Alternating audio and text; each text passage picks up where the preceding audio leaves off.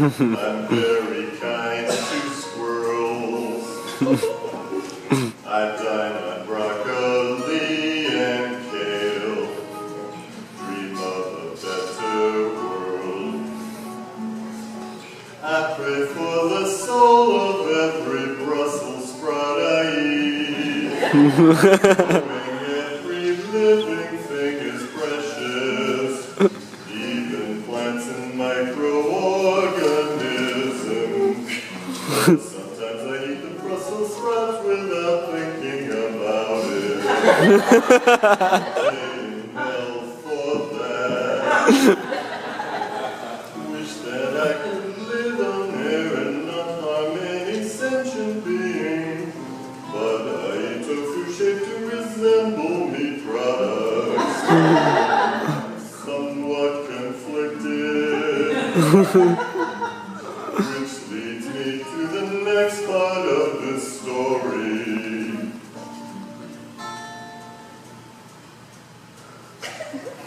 There is a door-to-door meat salesman that keeps showing up at the house. I can't get rid of him. He won't take no for an answer. I tell him I'm a vegetarian, but he's like one of those Jehovah Witness guys. Apparently he has time to convert me. My first question is, who buys meat off the back of a truck? Could be anything. Squirrel meat? I actually believe it is Jehovah Witness meat. Because they stopped coming around about the same time. Not a coincidence. This is natural selection at work. Those members of our species that are better adapted survive. It's a little baffling to me that the meat salesman ends up being higher in the food chain than the Jehovah Witnesses. Sadly, it's not always about goodness and spirituality. Sometimes it's who carries the big cleaver. And the meat guy is nothing if not tenacious. He used to come to my old house. Then I moved about 20 miles away, migrating from suburbs to quiet country road. Little time goes by and the meat guy shows up at the new house. It's like he's everywhere, or he's following me. I can't decide which is creepier. He still uses the same sales pitch.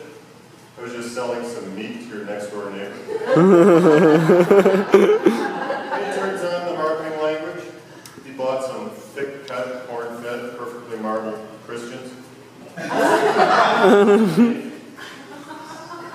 I tell him I'm in a phone meeting to get rid of him, but he says he'll come back later.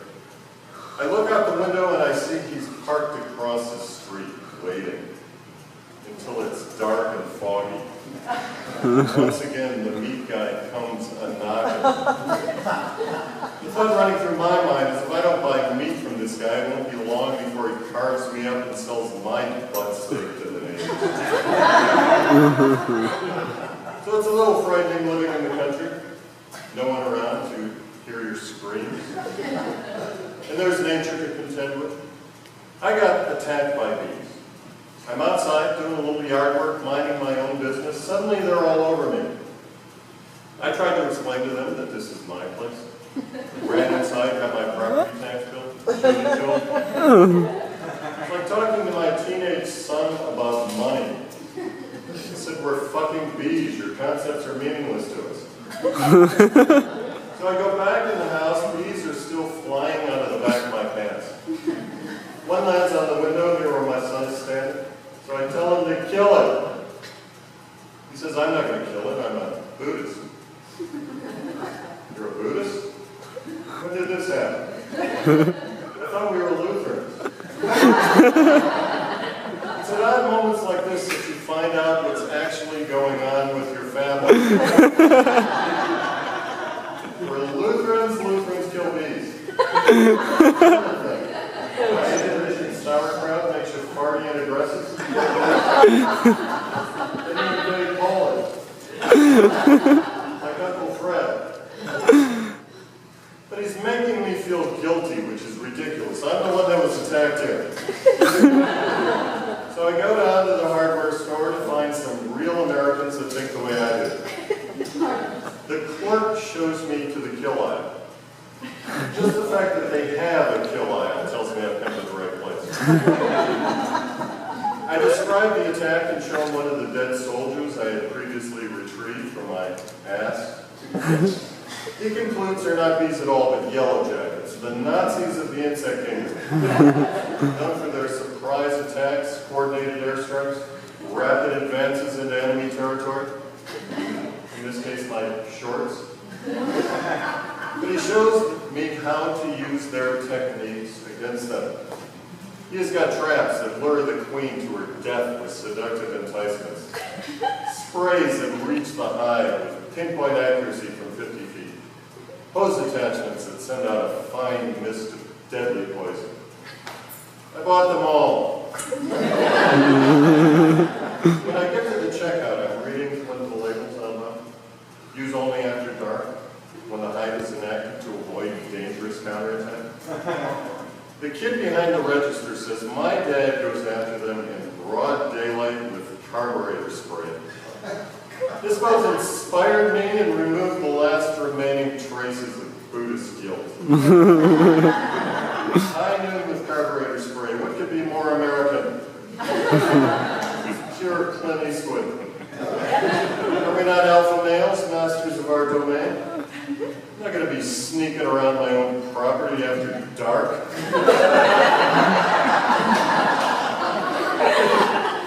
On the drive home, though, I'm trying to gain some perspective. Thinking about war and its ruinous aftermath. Whether nonviolent resistance can subdue an aggressive enemy. On one hand, I'd rather not kill things. I am a vegetarian. Most of the time.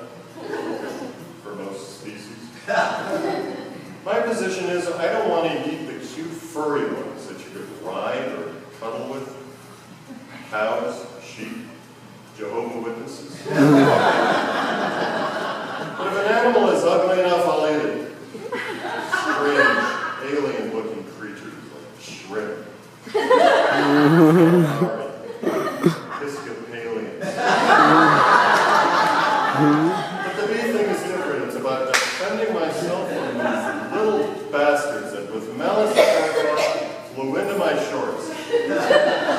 So I hang the trap up. If the queen, through her unbridled lust, should fall for the enticing, musky smell of hormones, as so many of us do, it leads to their death and nest of winged assholes, so be it. But I can't help noticing how easily I compromise my peaceful vegetarian principles at the slightest threat to my comfort or well-being. How long before I surrender completely to my bloodlust? Start feasting off the back of the meat truck.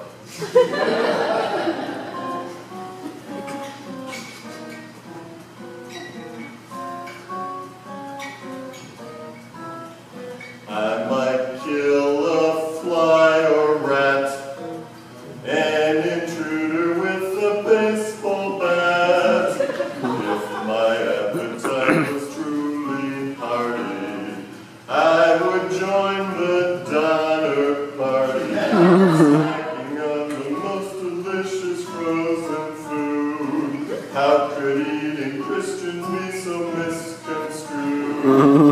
Now every shred of decency is gone. I kill and barbecue till dawn. My body count has reached 11. I eat Christians cause they go to heaven. That's a win-win situation. They're all dying for my dinner invitation. Technically killing Christians isn't right, but they sure satisfy my appetite.